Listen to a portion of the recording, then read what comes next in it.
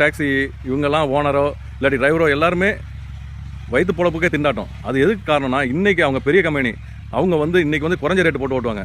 இவங்க எல்லாத்தையும் ஒரு வழியாக ஆக்கி குறைஞ்சி எல்லாம் வண்டியெல்லாம் விற்றுட்டு சும்மா அவங்கள்ட்ட வேலைக்கு போக ஆரம்பிச்சதுக்கப்புறம் இன்றைக்கி உங்களுக்கு 80 ரூபா 60 ரூபாய்க்கு வரக்கூடிய இடம் 100 ரூபா 200 ரூபான்னு 300 500 1000 ரூபா சொன்னாலும் நம்ம போய் தான் அவன்ற சூழ்நிலை தள்ளப்படுவோம்.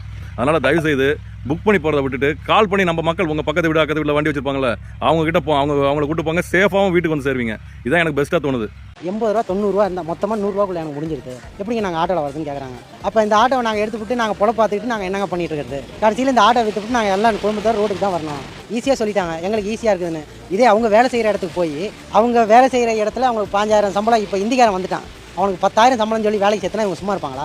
அப்போ அவங்களுக்கு வலிக்கும் போது வலிக்கும் போது எங்களுக்கு வலிக்கும் போது கவர்மெண்ட்டுக்கு கோரிக்கை வைக்கிறது 2 வீலர் டாக்ஸி ஓடக்கூடாது எதுலையும். ஒன்று. ரெண்டாவது, தமிழ்நாடு கவர்மெண்ட்டில் வந்து எங்களுக்கு ஆட்டோவுக்கு என்ன ரேட்டோ கரெக்டான ரேட்டை கொடுத்தாலே போதும். பார்த்தீங்கன்னா ஊப்பரில் வந்து 2500